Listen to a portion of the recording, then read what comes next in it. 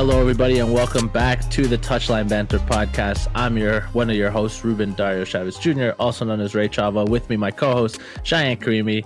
We're going to talk about some Champions League. We're going to touch on some of the Premier League. We had a busy weekend, Shayan, but how excited are you to get back to doing the podcast?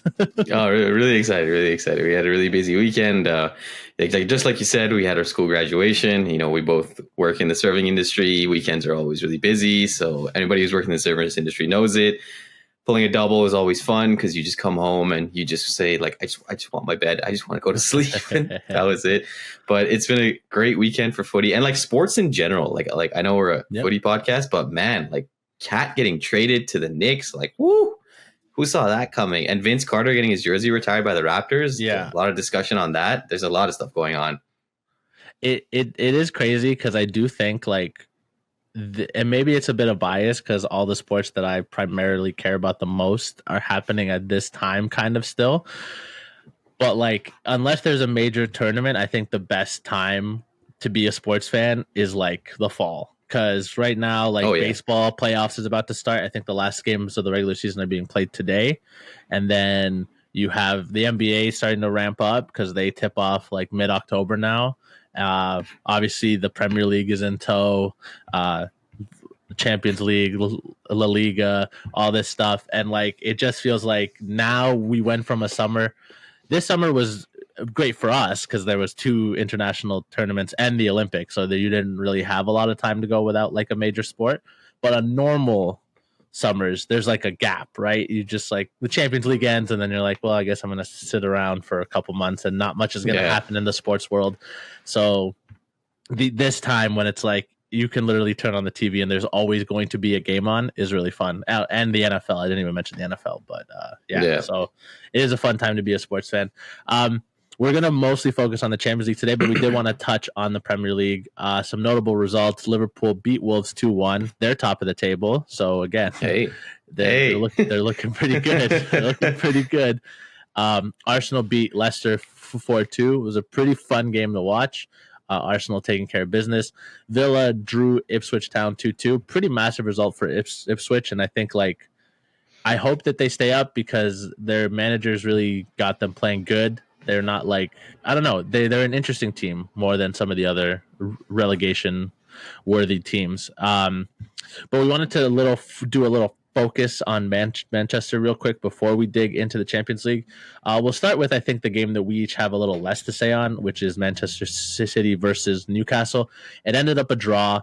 There was a penalty that people are debating. Ultimately, it was given, and what can you really do? City didn't really look their best. I don't know what you took away from that match, but it was the first match post Rodri, right? So it's kind of interesting to see how Manchester City looked overall. I actually, like, going into this match, I thought that Newcastle could win. I didn't think they would, but I had if I was betting, I would say like draw. And it kind of panned out the way I thought it was. I thought City definitely didn't have their best day at the office. St. James's Park is not the easiest place to go to and play. And Newcastle are a team, who haven't started the best this season, but they're fighting to be in top 4. They have a good squad. Eddie Howe is a great coach. There's a lot of rumors of him possibly taking the England job and being linked to lots of other teams. But Newcastle did what they needed to do. They fought hard. They played pretty well.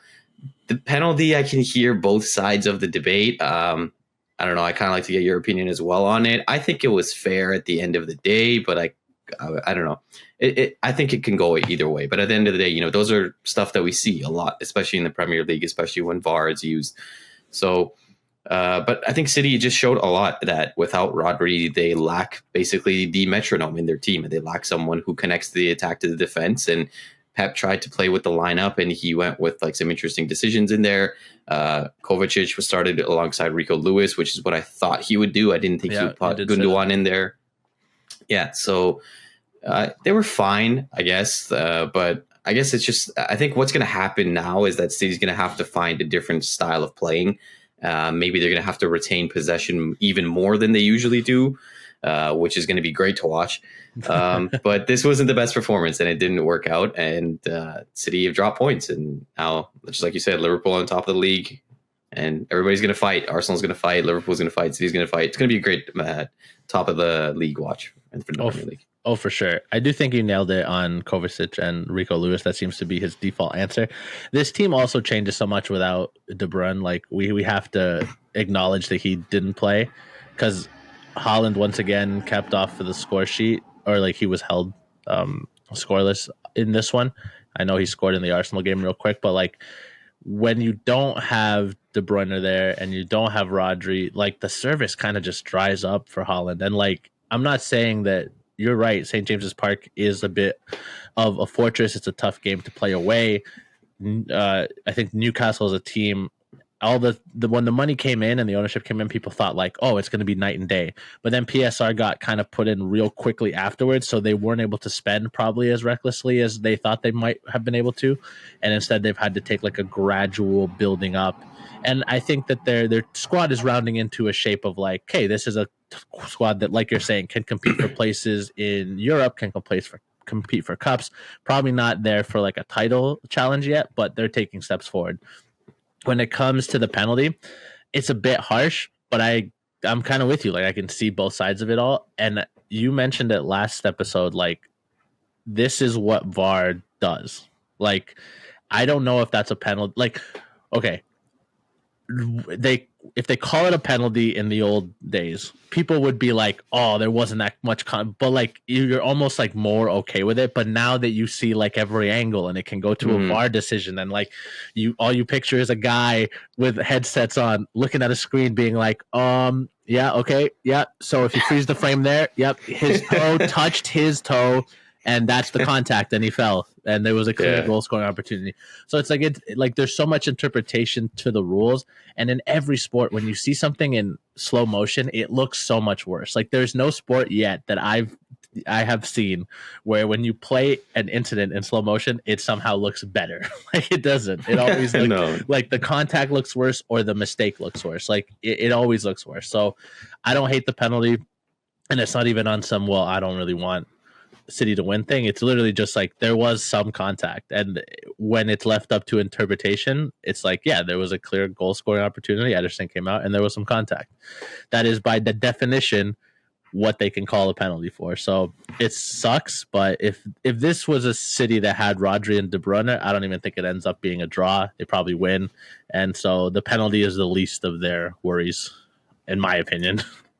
Yeah, I think in like real time, it probably isn't given as a pen. Like if there's no VAR and it's the back of the days, I think it doesn't go that way. And I think people are like, that's probably fine. I think like Newcastle fans would probably be a little hard done by, but like most people will be like, yeah, that's fine. It's a little soft. But yeah, just like you said, when you have like the minute details and the guy saying like, give me give me the 900 angles and all that fun stuff.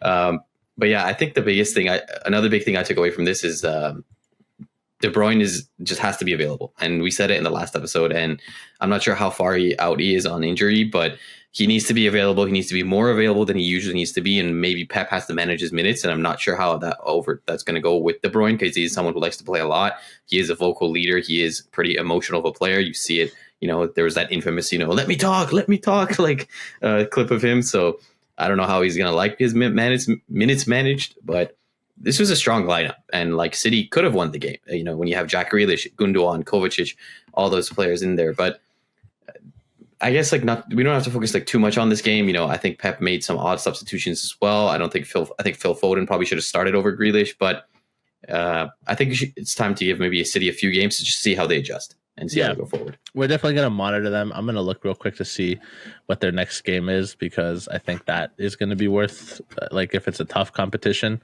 Besides the Champions League, which they're playing Slovan Bratislava, they play Fulham on Saturday, which, like, Fulham has been a team where they've struggled in some seasons. Like recently. Surprisingly, yeah. Yeah, like Fulham usually play them pretty tough. I think it's at the Etihad though, so it's not at Craven Cottage. It is at the Etihad, so it'll probably be a bit easier. We want to talk about the other team in Manchester. They got off easy in our last episode. We did not touch on them because we did a deep dive on the Arsenal City game. But this week, once again, Manchester United were played off the pitch by better competition. They lost 3-0 to Spurs, and honestly, this is just my feelings watching the game. It could have been like 8. Yeah. Like I don't know how you.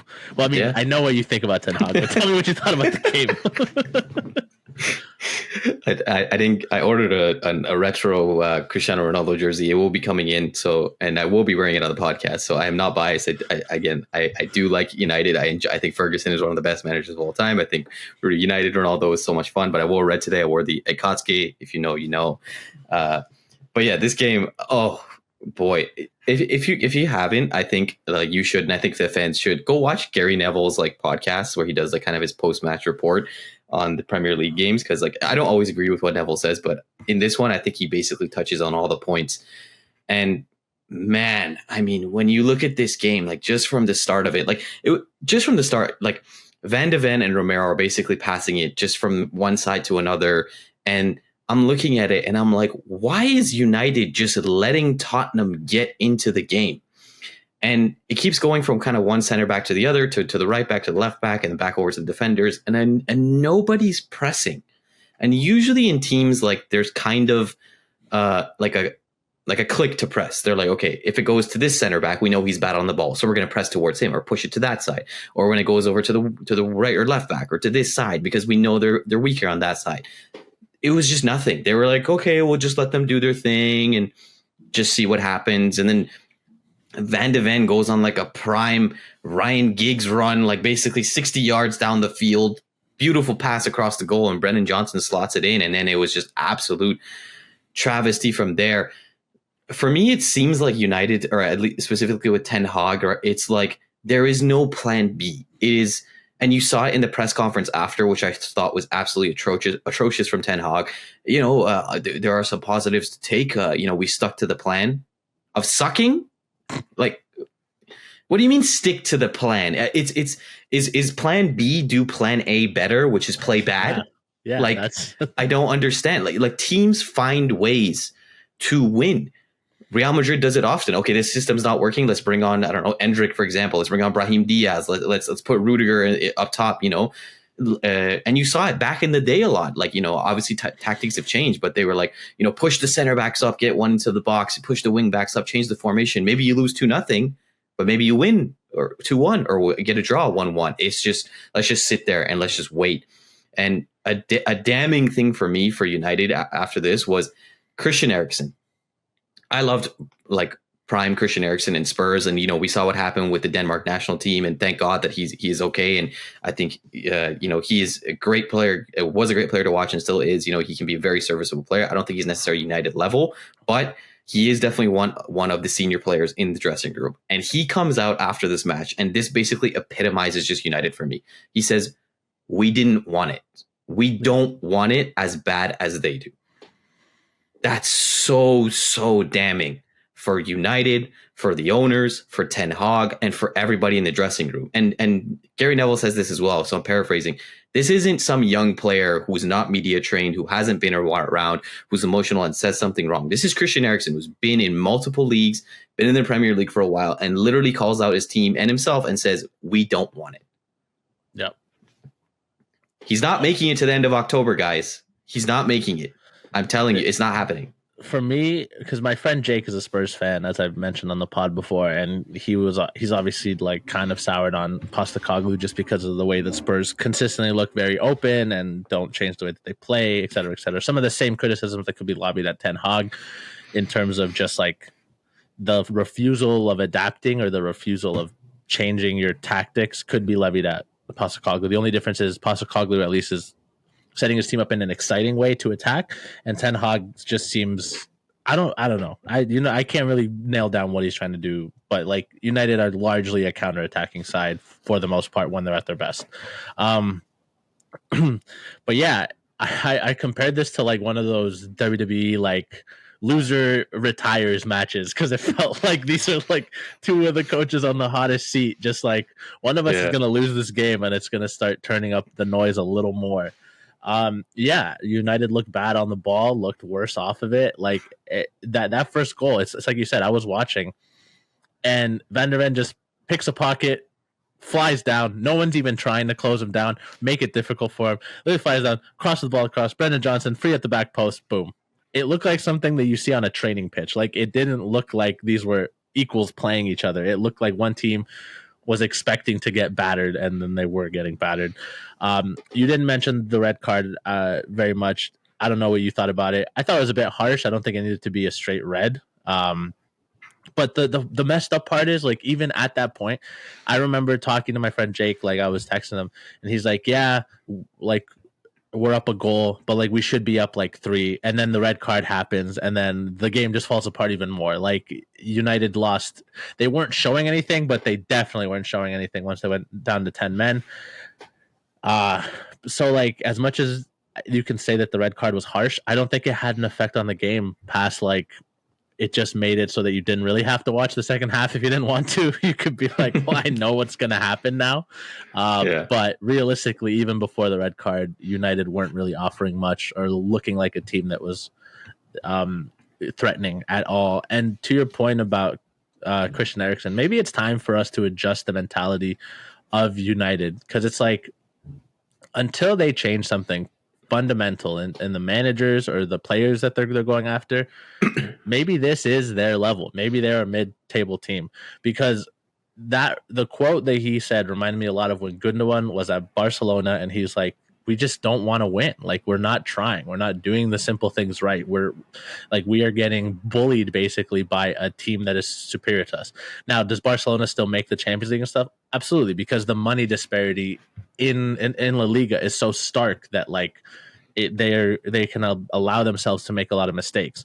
The difference in the Premier League is all these teams now increasingly are getting money. You have Newcastle, you have City, you have Chelsea, you have Arsenal, you have Liverpool, you have Aston Villa, who have recently come into some coin. Like, all these teams that are getting investment, and the TV deals are so big, and like every team is able to attract a level of player that maybe in the past they wouldn't have been able to attract. So maybe this is the level. And the sad part is, like, until Ten Hag leaves and they really wrap their head around what they want to be, this is the performances we should expect, because I don't know where they go from here. None of the new signings have looked great. Xerxes had that one goal early on against Brighton, and he's cooled off. And yeah, like, where is it going to come from?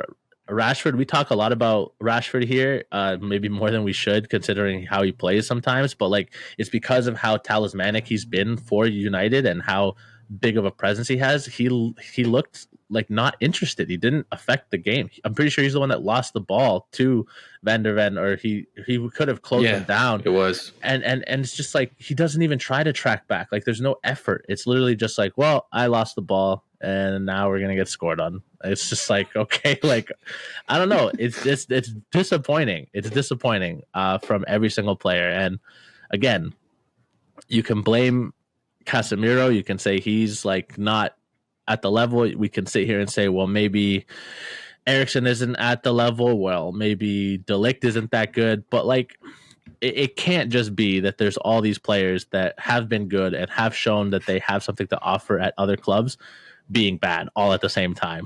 Like, it just can't be. I refuse to believe that. Yeah, I mean, Casemiro didn't even start. I said it. I said Manuel Ugarte, guys. He's gonna come in. He's basically a younger Casemiro, just has maybe a bit more legs. Yeah, nothing really changed. I think your point on Rashford is spot on. He just looks disinterested. Rashford, Ten Hag has a job because of Rashford. Because of that one season where Rashford just, all he could hit was goals, and just banging in like goals just like it's eating candy. Like, he has that job because of him. I looked at the teams, like, I think this is more of a debate because we didn't even mention this, because Tottenham didn't even have their best player in Heung-min Son. Yeah. But I think without Son, this is more of a debate. But I looked at like basically like the full strength, like quote unquote teams for both of these. If I'm a manager and I'm just going just based off like the starting 11, Spurs have a better team. Oh, for sure. I like if top you just, to bottom. If you look at it, the only player that I would say gets there's two, maybe two. No, I'll stick with two. I think Bruno Fernandes and Garnacho could get into the starting 11 for Spurs, but when you Like those are the only ones that I think, because of Brendan Johnson kind of being up and down, I think Garnacho has a little bit more to offer. But like if Werner's not there and it's Son, yeah, like no one else. And Solanke's also been a bit on and off, but I like him a little better than Xerxes in some of what he offers because he's more of a number 9. Xerxes kind of like a 9. The only one I see is like maybe Delict, maybe. I thought about that too. That's it. Yeah. For Romero. Like, yeah, because like Romero's has been a bit off. I mean, he was good in this game, but like yeah. When it's just when I look at United, it's just for like, Porro. Like I don't know. That's no, I prefer Porro. I'm not, and I don't disagree with you. I don't disagree. Yeah. With you. Just I remember like a couple United fans who like I sent like our podcast to. They were like, "Oh, you've been kind of harsh on the signings. Like like Mazraoui is a good player, Delict is a good player. Like I don't see it. I'm sorry, I don't see it. When I look at this United team, I'll be honest with you. Aside from the players we just mentioned, Bruno Fernandes and Garnacho, the whole team is mid. Onana mid, Mazraoui mid, Delict could be good on his day. Martinez. Apparently he's really good, like like the Argentinian bulldog, and was great in the Dutch league. Still haven't seen it. Dallo apparently has a lot of potential. Cristiano Ronaldo rates him a lot. Still haven't seen it. Rashford, we talked about him. Garnacho, I think he's the only good one. Ugarte, I guess, just cut him some slack because he's just here. But like Kobe Mainu, Mainu. But he's young. It's like, but he's young.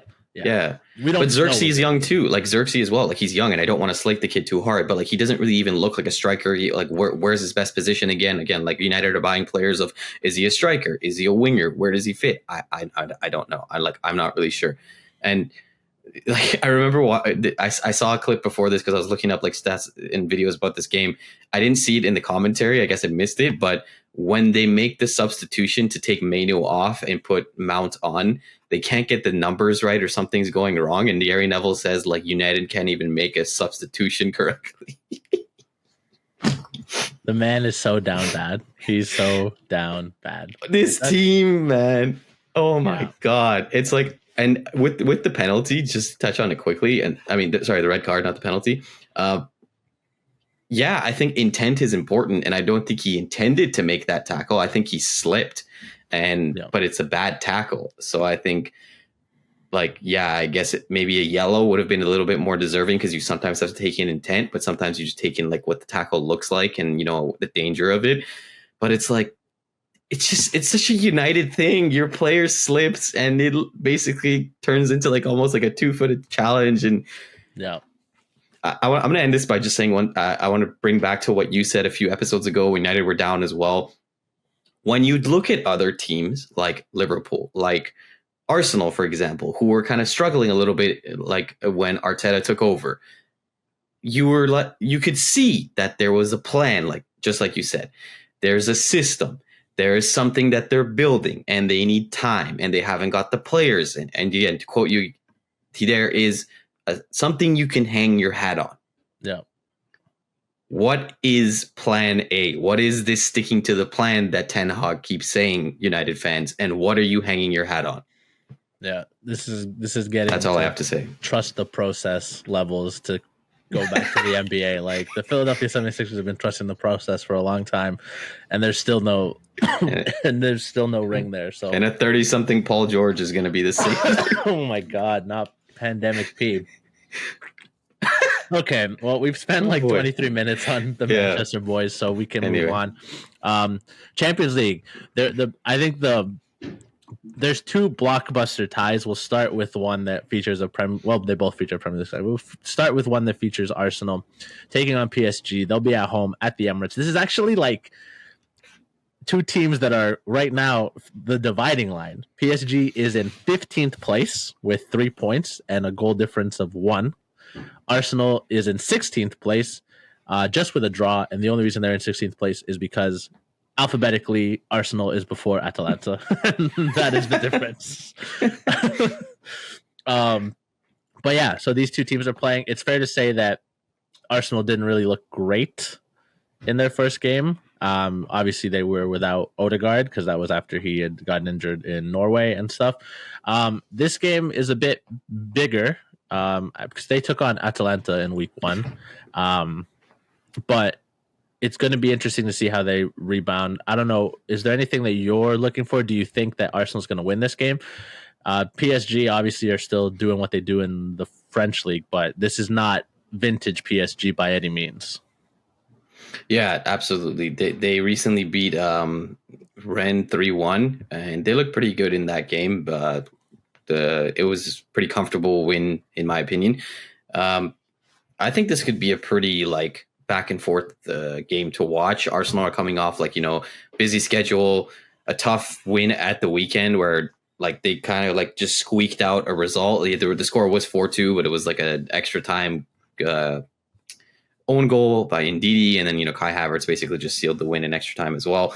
But yeah, they basically did just enough. They didn't really look that great against Atalanta, but I'm interested to see like how they play against what's supposed to be like a so-called contender in Europe. I'm not sure how like how highly you rate PSG in terms of like the Champions League like contenders, but they have like some good players.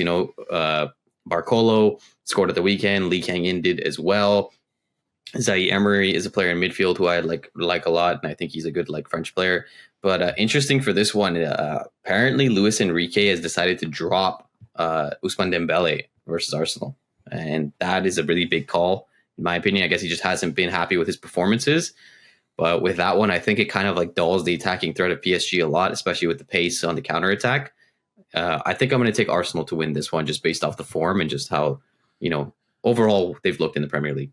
Yeah, so apparently Dembele got dropped because they had like a fight, but I'm sure a lot of that was like based on his form. Yeah, you would assume that Arsenal are going to win this game.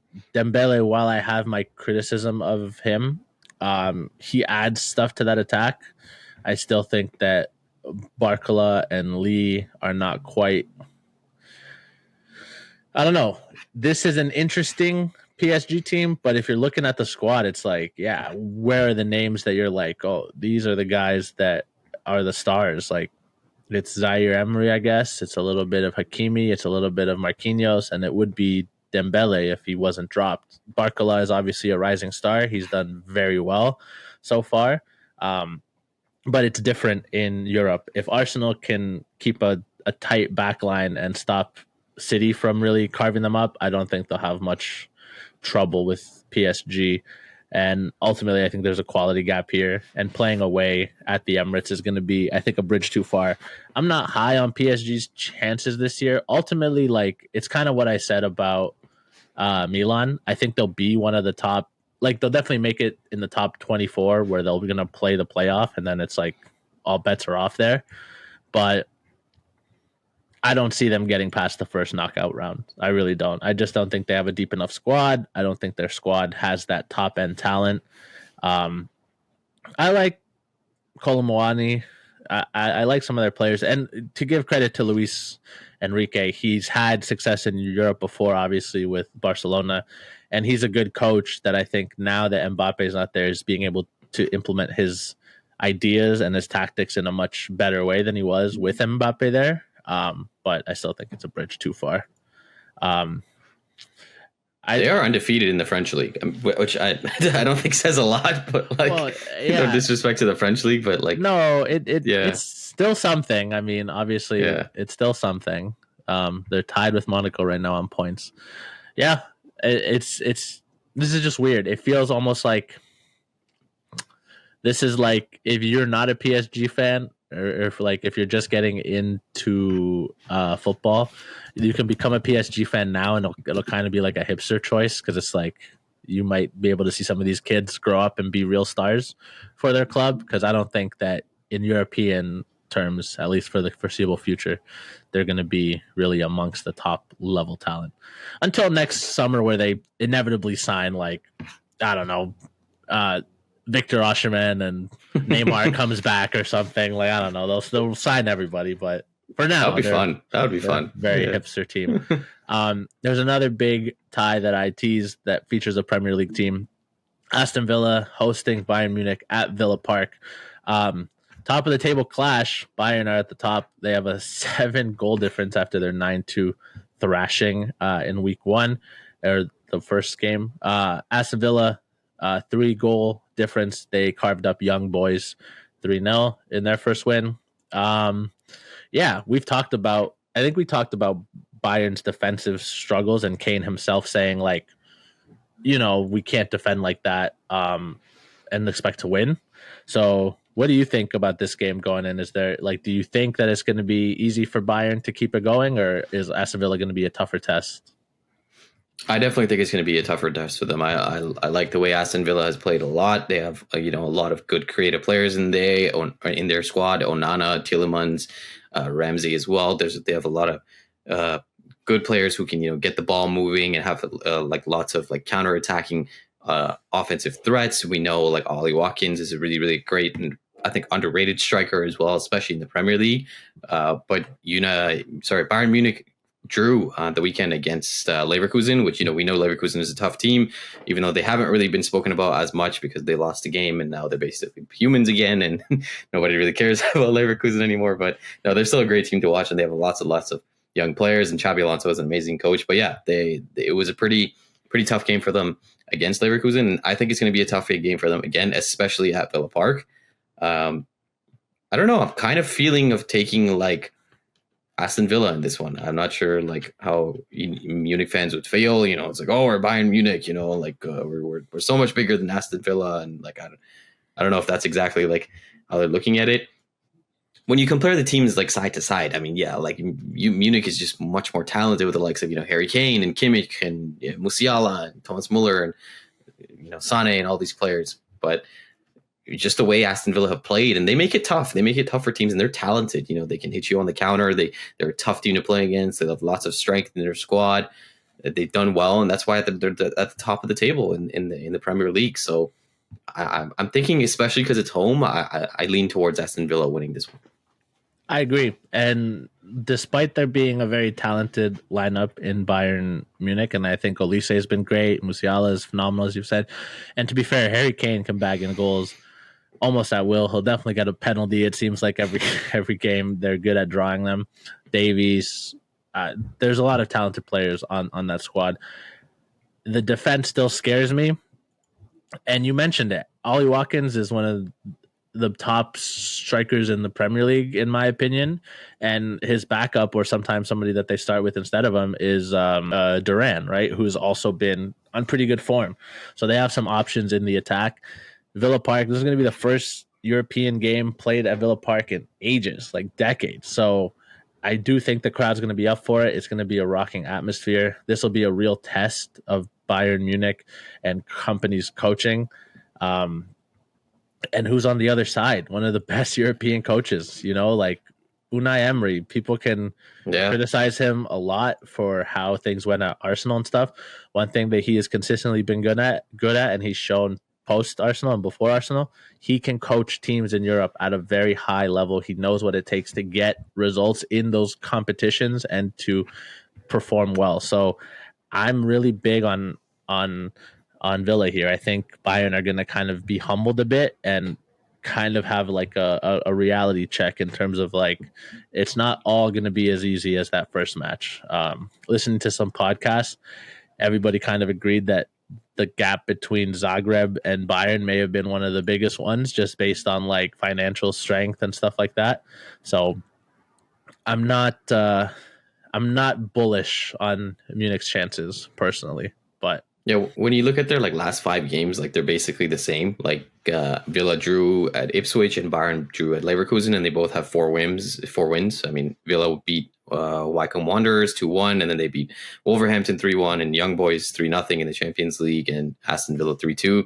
And then we know about Bayern with 9-2 against Zagreb, 5-0 at Werder Bremen, and 6-1 against Holstein Kiel. And neither of these teams has really faced the toughest of competition, even when you look at it. So that's also interesting to look at. Villa's hardest game has been against Arsenal, and they lost 2-0, which was obviously massive in terms of Arsenal getting revenge for last season. But Bayern's toughest game has probably been the one this weekend with Leverkusen, and they drew 1-1. And again, it's I still believe that Leverkusen's a great team, and we've talked about them a little bit, and Xabi Alonso is a great manager, but there is a resource gap there. And even though Florian Wirtz is still Birds. around, and some people haven't left that maybe in other years people would have expected t- to leave, it's a team that has a ceiling, and I think that the ceiling is smaller than Bayern's, and that's not a disrespect. That's what made what they did last year so good. It's that everyone played to the maximum of their potential basically the entire year, and Bayern had a pretty down year relative to their standards. Not even like down in general, just relative to their standards. Um, did you have anything else to say about this game? No, I think it's like we both kind of agree that it's could go like Aston Villa's way. I could see Bayern just playing really well as well and winning the game, and I wouldn't be shocked if they did that. But I think we probably both taking Aston Villa, especially since it's home. I'm taking Villa. I think it'll be a draw. I honestly do. Mm-hmm. I don't. I'm not very high on Bayern, but maybe this will change my mind. Um, if Villa's smart, they're gonna play a very physical game. I think there's a way to knock Bayern around, but we'll see. We usually touch on Real Madrid and Barcelona, so we'll do it here. Both teams will be at home. Barcelona versus Young Boys. Real Madrid against Lille. Neither game really stands out as like a tough competition. Both those teams, Lille lost their first game by 2, and Young Boys lost their first game by 3. I guess the only fear that you have if you're actually both of these clubs now, obviously we've talked about Ter Stegen being out. He's out for the season. Their goalkeeper didn't look too strong in a 4-2 loss to Osasuna. They don't look as strong as they did, like a week ago. How quickly just like an injury to a goalkeeper can change your outlook. But Courtois also picked up a muscle injury. It's being reported following the Madrid derby, which ended in a 1-1 draw. We're not going to talk a lot about here, but boy, do I have thoughts about some of the things that transpired at the Madrid derby. So both these teams are going into it a little wounded. The benefit for Madrid is their backup is a keeper that led them to a Champions League, and Barca's was on a beach like a week ago. And Mbappe apparently is healthy and is going to be in the squad for the Lille game. So I'll give my opinion real quick. Barcelona is going to beat Young Boys. They're at home. Young Boys are not going to offer that much competition. I don't think that they'll canter to a win, but I do think they'll win. And hopefully Madrid can get their attack back on form. I thought they looked good in the weekend against the Madrid derby at parts. They were moving the ball really well. They put a lot of pressure. It's just about getting the end product at a level that it needs to be. But I don't know if you have any thoughts on either one. I think, with Barcelona, I mean, it says a lot that you have to dig into like the depths of the football world and possibly bring Wojciech Szczesny, Polish legend, out of retirement to be your goalkeeper because, like Peña did not have a good game. I'll cut Barcelona and their fans like a little bit of slack against Osasuna. They look pretty bad. And it was mostly their second team from the likes of it when you look at like the starting lineup, and they didn't really play really well, and they did kind of play like a second team. Once again, I'll say it. Why is Eric Garcia in this team? Why is he starting? Make it make sense, Barca fans. Make it make sense. I don't know. I think young boys probably lose because Flick has come out and said they're going to play their starting lineup. So with the likes of Lamine Yamal and Rafinha, Lewandowski. I think Casado probably goes back into midfield, who he's done pretty well as well, and we know what the defense is going to look like. Yeah, I think they win just because it's Young Boys. But anybody else, I would probably say no, that it's up for grabs. I think that's basically all there's to say about that one.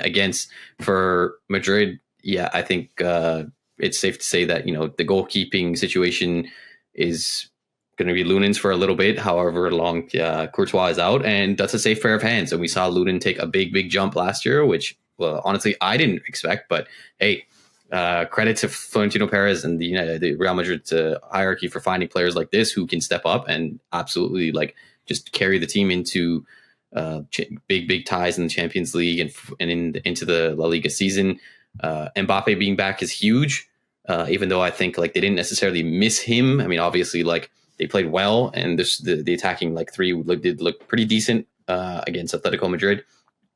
But I think both teams to get a win with their full strength squads. if you want, we can talk about the Madrid derby. I mean, like it seems like you have a lot to say. Well, it's up to you. You know what? It'll be a choose your own adventure. Obviously, in the doc we have 3 other games that are notable. But if you want, we can talk a little bit about the Madrid derby and then just give the people a game that we're going to watch in the Sure. Champions League. We'll do it like that. Yeah. Atletico Madrid fans are disgusting. That was a disgusting behavior. The game got suspended for 20 minutes because they were throwing stuff at Courtois, and they threw like a bag of shit at him, like a literal bag of shit, and like they were throwing lighters. And the dude, one of the people that threw a lighter, got arrested for having a knife on him. The game was suspended because of their actions, and I think like okay, like on a Real Madrid fan side, I'm disappointed with the changes that Ancelotti made. I thought he went way too defensive at a time that they didn't against a team that usually doesn't offer that much. And there's reason to be upset there. I still think we got a draw in what can I don't think it does enough justice to call it a hostile environment. It was a cauldron of hatred at a certain point. So I'm not going to bash Ancelotti over the head, because I also think, like, context wise, if the game doesn't get stopped legitimately right when it did, when Madrid had just scored, we were all over them, Atletico were on the back foot, and then those subs would have come in quicker for Ancelotti. They would have had a time to get into the game. Like, the whole game state was in a mood. Like, you know what? We're graduated from CSM. Ray can't stop me from saying this anymore. Momentum. The momentum shifted. It was all on one side, and then it got halted in its tracks because you broke play for 20 minutes. Like, and it's hard to get right back into it. That pause only benefited one team, and it's the home team with their fans at their back. That's what I think. So you can criticize the subs if you want. Yeah, I don't think you needed to bring in Fran Garcia. I don't think you needed to bring in. You could have brought in Goulart instead to offer something. Like, there's ways to still be attacking and offer a threat. You don't have to just like hold on for dear life. But Ancelotti had a different opinion on it. The behavior of the fans was deplorable. And for all the people that want to use a dog whistle and say, well, you know, Vinny provokes or whatever, they were throwing it at Courtois. Courtois, he celebrated making a save, or like the goal, like that's what got you mad. Where in the whole lead up to the game, you were defacing his plaque when he played for your team and led you. Have you been to a Champions League final since he's been there? Like, he's given you your moments. You know, a couple weeks ago in this podcast, when I tried to give Atletico credit for what they've done in Europe, you've lost at the highest game, but you were only there because of that man. And the quotes, you know, we raked Bernardo Silva and John Stones over quotes about Arsenal. So I'll rake Diego Simeone and Koke, who both basically were like, yeah, you know, players can celebrate, but they have to be careful. There's a line, blah, blah, blah, all this nonsense. Okay, Diego Simeone, when you were a manager, you pointed to your balls after beating Juventus, and then Ronaldo just did the same thing to you after scoring a hat trick because you lost because you're a bad manager. And then Koke, like, who are you? Like, you're a nobody. Like, Koke is telling people, like, these are two people who their whole play style and their whole management style is predicated on getting under people's skin, provoking a reaction. Like, David Beckham didn't kick out at Diego Simeone because Diego Simeone was being a really nice guy and playing a clean bit of football. Like what are you talking about? So I thought the actions of Atletico were deplorable. Like, it was an ugly, ugly game with an ugly, ugly finish. And it's funny because in the last episode you asked me, like, oh, Ruben, if your team was up and you held in for a draw, would it feel like a loss? And it's like you predicted what would happen, because that's what happened. Did it feel like a loss? Not to me personally. I think a lot of Madrid fans definitely took it that way. I'm thankful that all this other stuff happened that I think is more important and colors it. So to me, I'm like, we got away with a point in a tough situation, and they blew the game early. Like, there should have been way more time added for some of the stuff to happen. But those are some of my thoughts. I don't know what you have to say.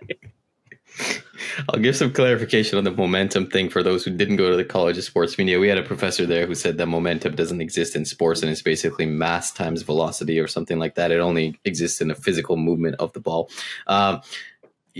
I do have to correct you. They did make it to a Champions League final without Courtois. Oblak was in net, but they lost on penalties because every single Real Madrid player went to the same right side, and Oblak did not make a single save.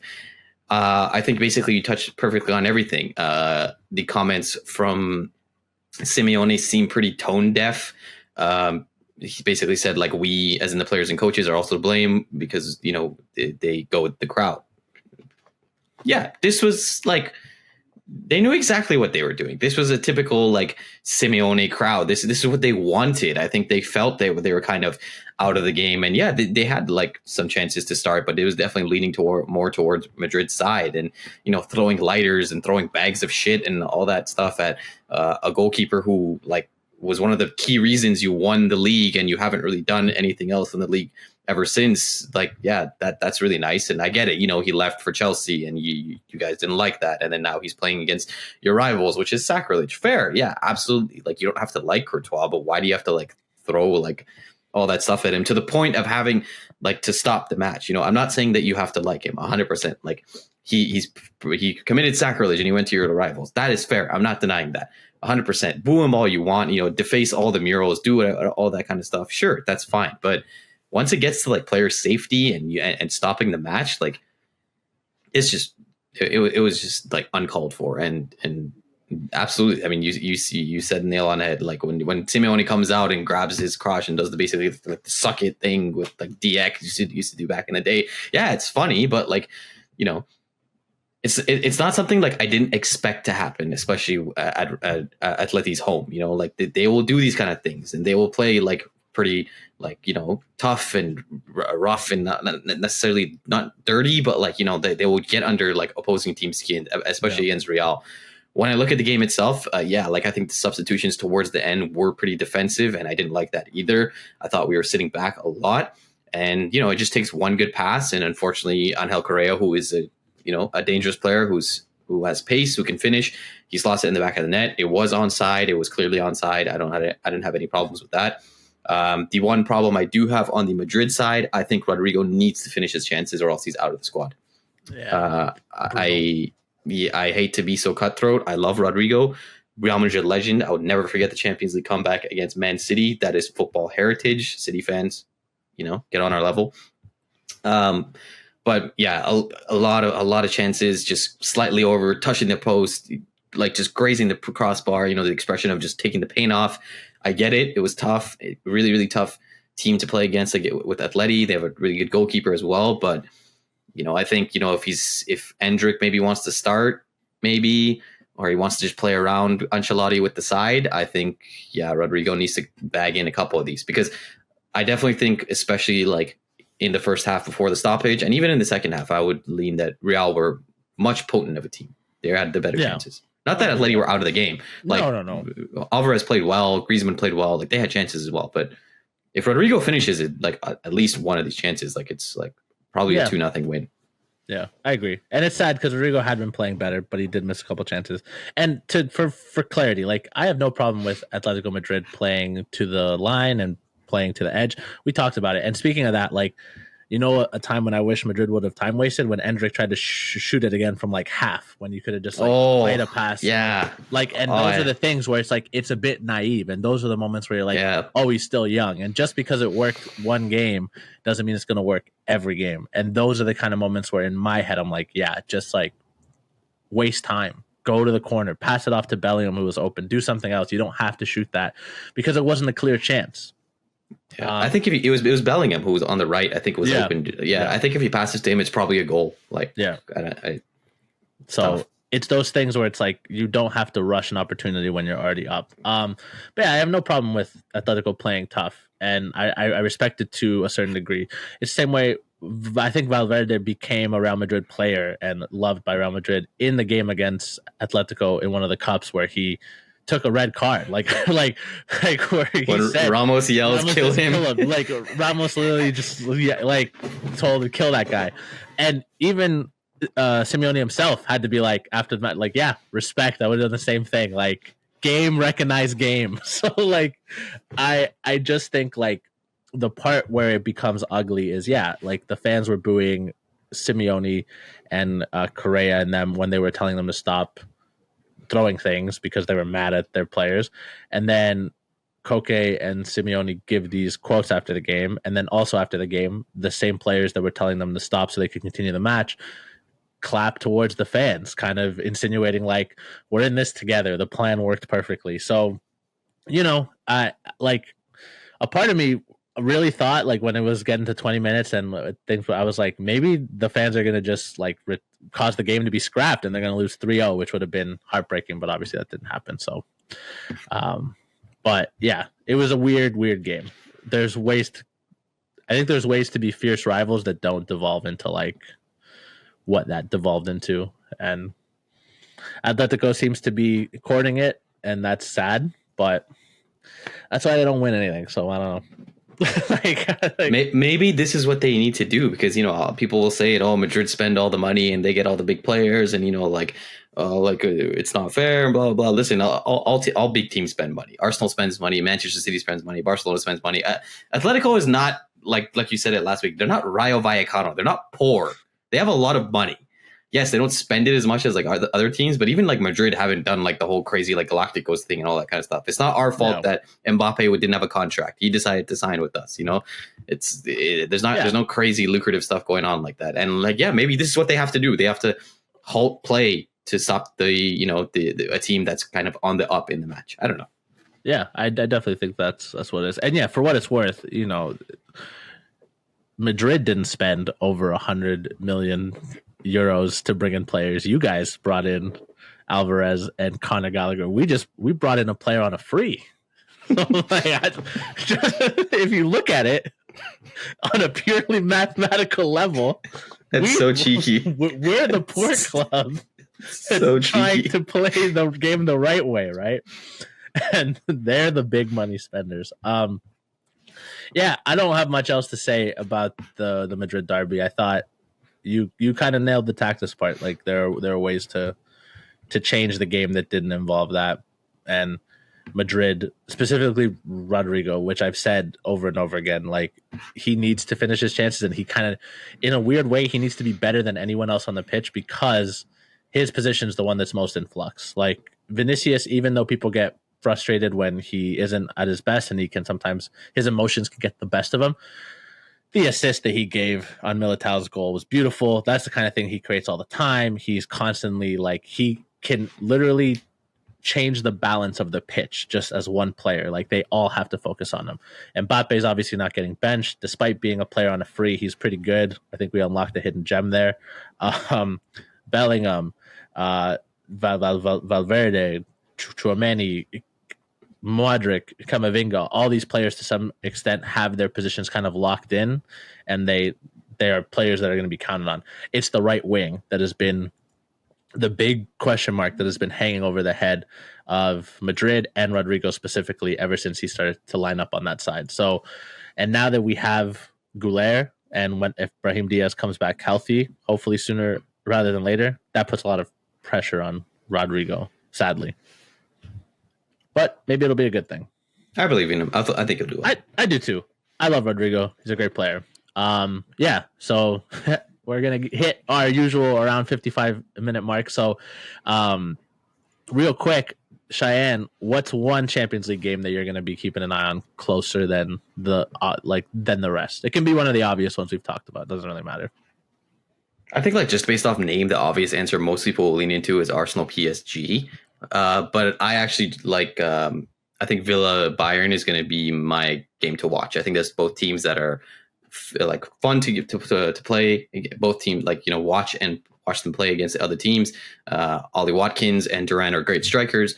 Lots of pace on both sides. We know like how good Bayern is, especially with like someone like Musiala on the team. I really, really hope it isn't another snooze fest like my last prediction. Again, I'm sorry to anyone I said watch Inter Milan versus Manchester City. I believe in this one. It's going to be a great game. Watch it. Yeah, I agree. I that's when I would have picked if you hadn't. Obviously, besides the obvious, I'm always going to watch a Madrid game. I'm always going to try to keep an eye on some of the other teams that I'm interested in. But I For me, it was between Leverkusen and Milan and Dortmund and Celtic, and I'm gonna go Dortmund Celtic. I'm gonna be a bit of a hipster because that feels That's a good one. like one for the purists. Like that feels like it was a Champions League tie back in the '90s when both of these teams were still like at the top, and were expected to maybe win this competition or like do something. You know what I mean? Like it Celtics and Dortmund have both won their first matches. They've looked pretty good. They've looked a bit exciting. It's going to be in Dortmund, so there'll be the yellow wall and all that. It just has a lot of like football heritage, for lack of a better word, and a lot of juice. So, and it's on the day that it's tomorrow, and the Bayern Villa game is on Wednesday, so you can watch both. So hopefully they're both very exciting. Celtic, was it they drew or they beat Barcelona back in the day, like in the 2010s or something like? I think they beat. Yeah, I think it was a 1-0. Yeah. Celtic that's atmosphere right there. And the Celtic fans travel well. Like if you've ever met a Celtic fan, and I've met a few, they love their team and they're not quiet about it. They won't hesitate to tell you about it, which makes for a good atmosphere. So a lot of tifos, a lot of flags. I'm sure it'll be great. So I guess we'll just wrap it up here. We're going to get these episodes out. We're still unsure if we're going to record before this weekend of the Premier League. I think a lot of that just is going to be based on schedule. If we do, there'll be an episode out. If not, we'll do like we did this week, kind of recap some of the Premier League action and maybe look deeper into some of the Champions League games. As always, like if you watch, you can comment, let us know. We'll try to tailor the content in a way that still lets us have fun, but gives you guys what you want. Because who knows, in 2 weeks or 3 weeks ish, there's going to be El Clasico. So that episode will probably just be a deep dive on that. Like I'm just going to say it, like depending on how it, no matter how it goes, either I'm going to be really happy or really mad. And I'm going to force Cheyenne to be right there with me. Yeah. But we want to thank you for listening and watching. Like and subscribe on to us on YouTube and everywhere else that you can. And we'll keep putting out the content. Do you have anything to say to the people, Cheyenne? No, I think that you basically touched it. You wrapped it up perfectly. Yeah, we're going to do our best to get an episode out in the next few days. Even if it has to be a little bit of a quicker one, we'll try and do some Champions League recaps and Premier League previews. Get as much content as we can. Just like Ruben said, like, comment, subscribe. Let us know what you want to talk about. Let us know what you think. It's all banter. It's just opinion. It's always good for us to grow as fans. And, a little bit of back and forth that never hurts anybody. But don't throw stuff on the field. Don't do that. So, enjoy yourselves. Enjoy the Champions League. And we'll see you next time on TouchLine Banter.